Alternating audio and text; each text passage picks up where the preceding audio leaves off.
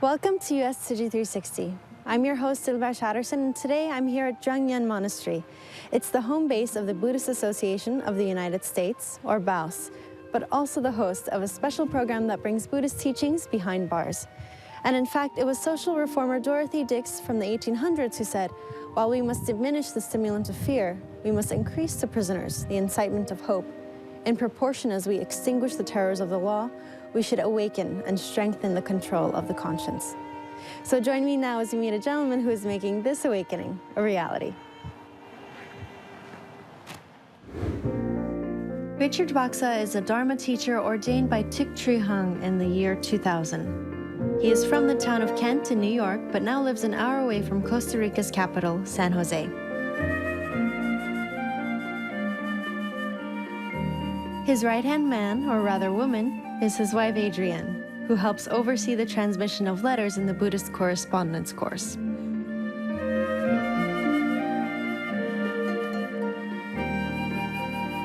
Up until now, I've used Skype, email, and since daylight savings, a 2-hour time difference to communicate back and forth. Thank you so much, Reverend. I appreciate your help. No problem. And today, I'm meeting Richard in person at the Zhangyan Monastery in Carmel, upstate New York. It opened to the public in 1981 and is approximately 225 acres in size. It attracts thousands of visitors every year, and you can see why.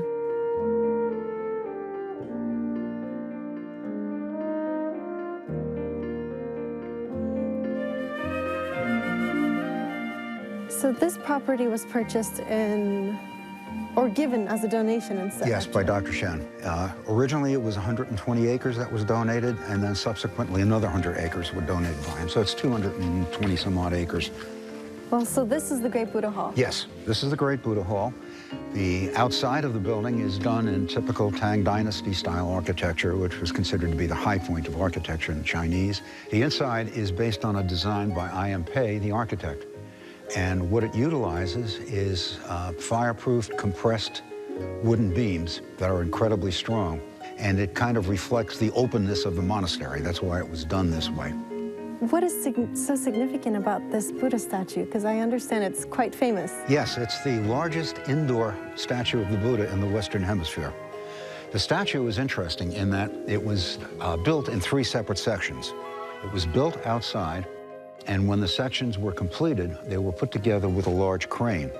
Then the building itself, literally, was built around the statue. We have 10,000 smaller statues surrounding it, and there are various interpretations of it, but the one I had heard is that if you understand Buddhism and you look at any of the 10,000 things of the world, you will see a reflection of the Buddha's teaching. The Dalai Lama was here for the groundbreaking ceremony, and then when the building was completed, he was here for the dedication itself. It was quite an impressive ceremony, and the Dalai Lama stayed after the dedication of the building, and he gave teachings. And this hall will accommodate just about 1,000 people. It was totally packed.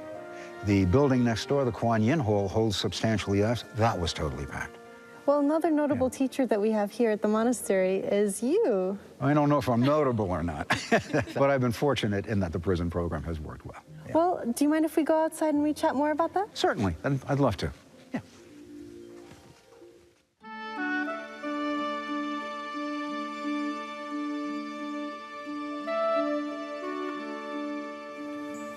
Well, now, what can you tell me about the program that you're running out of the monastery here? All right, the prison correspondence course started as an outgrowth of the prison program, and it began about 10 years ago. The prison program, basically, we send books and information on Buddhism to prisoners. And I started to get feedback from prisoners saying, there's so much material out there on Buddhism that it's very confusing. Is there any kind of a course that I can take where I can learn about the fundamentals? And I checked, and at that particular time, there really wasn't anything available that would be suitable for prisoners. So I began to develop one based on the books we had in the monastery. What it consists of, it's a correspondence course, and it's based on 5 books and 1 handout. The feedback we've gotten from the students has been extremely favorable. We do have a questionnaire for when people graduate. We've had 30 graduates over this 10-year period. It takes about 3.5 years to complete the course. We have non-prisoners in the course as well. We have a correction officer who supervises prisoners, and he said he noticed such a difference in the prisoners he supervised that were taking the course that he wants to take it for his stress relief. So how is it that a student can start in the course? We, being the prison correspondence course, are listed in a number of resource lists that go into the prisons. In addition, whenever we send out books to prisoners, we also mention the course. Right now we have 483 students in the course, and we have 70 mentors who work with the prisoners. We have a waiting list of about 80 some odd people who want to take the course, but we don't have enough qualified mentors. So what are the assignments like? The first book would introduce you to really the fundamental concepts.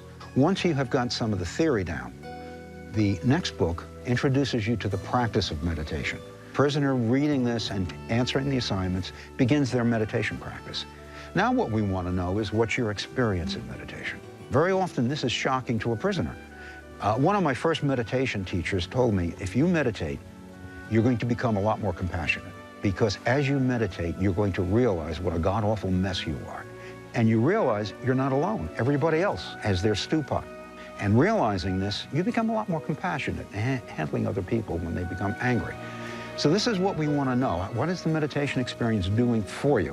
One of the main problems we have in a number of different prisons is a reluctance upon the part of prison officials to admit anything in that's not of a Christian nature. So we've done research, and we have a packet of legal information we give a prisoner that basically details their right to practice whatever their religion is. Another problem we have is the prison environment is inherently noisy. If a prisoner finds it's too difficult to sit in formal meditation, we transition them to mindfulness practice during the day. So we have a certain flexibility depending upon the circumstances that exist in the prison. And also, I understand it takes quite a bit of time for the prisoner to actually receive any feedback from the program. Yes, we work by mail. Most prisoners do not have access to the internet. And all of that goes to Costa Rica, where you live now. Yes. When we sign up a new prisoner, the first thing we do is assign a mentor. We send out the first assignment. Typically, it might take 2 weeks for the prisoner to receive the mail. It may take them 2 weeks to complete the assignment, perhaps a little bit longer. They will then mail the assignment back to us in Costa Rica. We get it, we scan it, my wife scans it, and it goes to the mentor.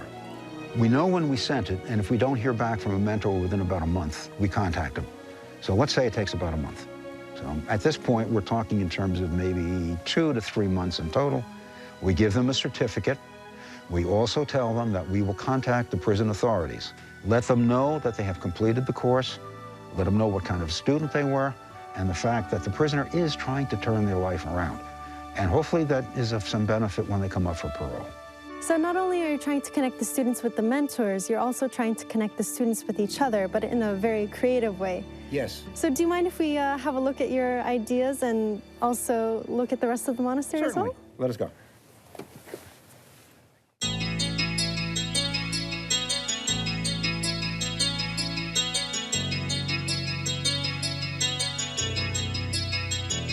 So can you show me what you've got here? Yes. What we do is we publish a newsletter on a quarterly basis, and it goes to all of the students in the course. By law, prisoners cannot correspond with each other. And what happens is, in many prisons, there are not very many Buddhist practitioners, and they may not even be able to meet with each other. And that gives rise to a feeling of sort of isolation. So we started the newsletter when we began the course as a way of prisoners to communicate with each other, to encourage each other in their own practice, to talk about the problems they have, and who best to help solve those problems but other prisoners. And it's worked out extremely well. For example, in this particular one, the individual talks about physical confrontation. This is a big thing in prison. If you are confronted by an individual, you're expected in a prison to respond with violence. And he's saying, that doesn't work. Violence never works. So he talks about the techniques he's used in order to avoid physical confrontation. So this is a way of a prisoner reaching out to others saying, you don't have to be this way. In another case, we have a letter from a hardened criminal talking about his criminal career. And he's addressing young men who are just going to prison for the first time, who believe that, well, the life of crime could be glamorous. They're big men when they violate the rules. And he's saying it doesn't work that way. Look at my life. Look what I've been through. So he's attempting to reach out and change people because he himself was changed. And you've also received a lot of artwork. Yes, we have. It's amazing that there's been an unleashing of creativity upon the part of prisoners. There's one particular one that really stands out, and that was a drawing by a prisoner of the Dalai Lama. And if you look at the face, you can see the compassion, the kindness that's reflected in that face. And you've got to think that whoever could do this has found a certain amount of compassion and kindness in themselves. And this is what we're trying to do, to have people change their mental attitudes. One of the exercises we give prisoners is the metta meditation, where you send loving kindness to yourself, then you send it to someone you love, and then somebody you know, and then finally somebody perhaps whom you don't like at all. And it's an attempt to change the mindset of a prisoner. And what we found very often is prisoners would write to us and say, I can't do it. And we have to work with them to change their perception. Yes, they've done bad things, but they can change. And they maybe will not be able to make restitution to the people they've hurt, but they can certainly start by sending kindness to other people, by helping other people to whatever degree they can. And in doing so, they begin to turn their own lives around. I also understand that there's another volunteer, but also mentor, who works as part of the program. Right. Who was instrumental in helping distribute other materials through your program as well. Yes, that's right. And excellent material, and she herself is an excellent mentor, yes. Well, let's go meet her now then. Wonderful, let's do that. Yixing Zhen, who writes as a mentor in Richard Baksa's program, is also a Tzu Chi volunteer. She helped connect the Zhengyuan Monastery to the foundation and facilitated the shipment of Jingsa aphorism books to students of the program last December. Today, we brought one case of Jingsi aphorism to the monastery here. This is the supply, the second time that we brought their books here. We are so touched by, their reflection, their response to the books. And therefore, it's really encourage us to bring some, and also encourage the brothers and sisters in the monastery to provide more books to the prisoners. More than 10 years ago, they developed the BCC program. It was very a good program, and we did not know about that until recently. So we contact with Reverend Baksa, and he was so kind. He allowed us to join this program. So last year, in October, we started the program, and it came out with very good results because many prisoners wrote back later to thank the whole program and the books. They really like it. So this is very, very good program, and the master's book has really helped them. Through the Buddhist correspondence course, Tzu Chi has donated more than 470 books and journals to inmates in 42 states across the U.S. They started in December 2013 and already have received a flood of letters to the U.S. headquarters and San Dimas from inmates all over the country. Just wanted to write and let you know I received the material that was donated by Tzu Chi Foundation. Thank you so much for passing it on. It is excellent material that will aid my daily walk along the path. I have learned so very much from this course. There's only one word I can use to describe it: transformative. Things are much better now than prior to the course. I am more peaceful, more compassionate, more tolerant, understanding, and loving.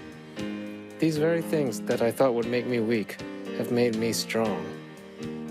The teachings on Anicca, for me, are liberating. Hell, it's all liberating. It's this way that Tzu Chi has been able to spread its compassion behind bars. I'm now joined by Yixing Zhen, who is a mentor here at the program and is also part of the Tzu Chi Foundation. I would like to ask you, how did you get involved in the first place? Oh, I started here. I'm taking a course, and at the time, Richard want some mentor. And then I said, well, that's a good opportunity for me to try. And that's how I start. I start to learn a lot from the prisoner too. And some of them are pretty intelligent, so it also helped me to advance. Well, also, you took a very proactive stance because last year in 2013, you suggested that books from the Tzu Chi Foundation, mainly the Jingsa aphorisms, be sent out to students in this program. Tzu Chi aphorism, I find is very good for general public because it's so easy to understand and with a lot of wisdom there. You don't need a strong background about the Buddhism. Everybody can take it in. They're direct, they're simple, they could be understood very easily by anyone who can read, and the message was an excellent message and something prisoners could use and utilize in their life. More than 40 letters that basically have said, this is a wonderful book, thank you for sending it. What is also the purpose of the Tzu Chi Foundation sending these books to prisoners specifically? To me, since it's easy for them, they can practice. They're in a very harsh environment. That's really a challenge. Also, I think can change people's life. Sentimas, at least last time I heard, is well over 70 letters coming from the prisoners. Now probably have more. For example, one of the prisoner kind of say he was so touched by this Sandy relief effort because he used to live in New Jersey. And some of them just want to donate, as this particular one, want to donate $5, even though it sounds very little, but for the prisoner, that's a lot of money. We all have good and bad part, maybe, but they do have this positive side. And the Tzu Chi aphorism actually can awaken them to that positive part. And would you say that that is the purpose of corresponding with these prisoners, of sending them all these materials? They have a chance to take control of their lives. Many times they just don't know how to go about doing it. And Buddhism gives them a very effective way of learning how to turn their lives around. And also, because many of these efforts are donation-based, let's say a donor wants to contribute money towards a specific effort, to not be able to see necessarily direct or immediate results from the donation that they may have made, what would you say to convince someone who might be thinking in this way, who is skeptical about seeing any kind of results? You shouldn't look for immediate results. What you're doing is you're giving because you've benefited, and you're giving in order to benefit other people. You don't know when it's going to happen. You don't know where it's going to happen or how it's going to happen, but it will happen. I always feel you be able to give or volunteer is a privilege. Okay, since not everybody can do that. So I find doing those like donation or volunteerism will help us too. You feel much happier, and you also make yourself a better person. Why is it that so much of the written correspondence is going to this particular population? It's going to these populations because these are the people who need it the most. These are also the people who have the fewest resources, and that's why we chose prisoners for this. Do you feel like it might be a challenge to relate to anyone that you've been writing to the population that you're trying to help, especially knowing that they have committed a crime? We all have some negative part. If they are willing to accept Buddhism, that's a very good sign. Okay. We should never turn anybody down just because of their past. So if you make every present moment a good one, then the future will be a good one. So everything will start at the present. So if I help a criminal or not criminal, to me it's the same. And also, Richard, what is your hope for working with the Tzu Chi Foundation to perhaps maybe continue sending the Jingsa aphorism books as a supplement to the program? Given the response that we've gotten from the prisoners as to how much it's helped them, I think this is a wonderful addition to the program. It's about helping prisoners, and certainly this has been very well received. And we'd like to continue with that as long as we possibly can, yeah. The program focuses a lot on meditation and also on exercises regarding mindfulness. Yes. So how can prisoners bring those exercises into their daily lives and bring it to actual points of success? Well, as you begin to develop mindfulness, you begin to see the destructive patterns that you have in your own behavior. And as you begin to see these, you can begin to change them. As you begin to practice mindfulness, the next stage many of them go through is, while they're doing something out of anger, they realize they're angry, but they can't stop what they're doing. As they continue to develop mindfulness, they're angry, they realize what they're doing doesn't make sense, and at some point they stop. And then finally, the goal for all of this is someone realizes they're becoming angry, knows what the consequences will be, step back at that point before the anger even develops completely. The more they can do this, the more destructive behavior they avoid, and the more opportunity they give themselves to change that kind of behavior into something positive. But you can only do that if you're aware of them. You can't change what you're not aware of. Therefore, mindfulness makes you aware of what you're doing and gives you the opportunity to change. And of course, the Tzu Chi Foundation, one of their major principles is that compassion can be transformed into action. Yes. So how do you feel like that complements your course or your efforts? It complements it very well in the sense that what we tell prisoners is, you've made mistakes, that's true, but you're not locked into who and what you think you are. You can change. And as you begin to change, one of the things you begin to do is to show compassion, to show help to other people. The Tzu Chi Foundation certainly fits into that, because prisoners who have written letters to us have said, I was impressed by what they do. And yeah, I'm in prison, but I have an opportunity to give. And if they can do something like that, I can do something like that. Maybe on a smaller scale, but the scale is important. It's the attitude and the doing of it that's important. And what about for an inmate that will be in prison for the rest of his life? If you can benefit by helping others, it doesn't matter how long you're in prison. You've changed your life to a certain degree. You've made your life a little richer, a little fuller, a little happier, because now you're thinking about others and you're not so self-centered yourself. What can you also tell me about the return rate of prisoners who return back to prison? And also, do you think that a program like yours can help? The rate of people going back to prison is roughly 63% of the people who are released from prison will be back in prison within 3 years. Do I think that we can make a difference? Yeah, I really do. We have, for example, 2 people who graduated from the course. One is now ordained as a Buddhist nun. One is ordained as a Zen monk. Others have said that the course has changed the way they look at life, and they feel more confident they won't wind up in prison again because they better understand themselves. They better understand the destructive habits they've had. It's difficult to quantify, but based upon the letters we've gotten, I think we're making a difference, yeah. Well, good luck in both of your efforts in changing the prison system all over the world. Thanks. And thank you very much for joining us. And thank you. Thank you. Thank you. And before we go, I want to tell you about the plea that Dorothy Dix made before the Massachusetts legislature in 1843.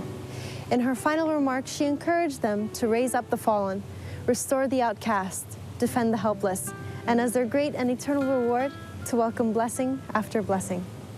I hope that her words and those of our guests today have inspired you too to broaden the limits of your compassion, of your patience, and of your heart.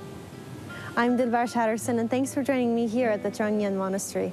I'll see you soon.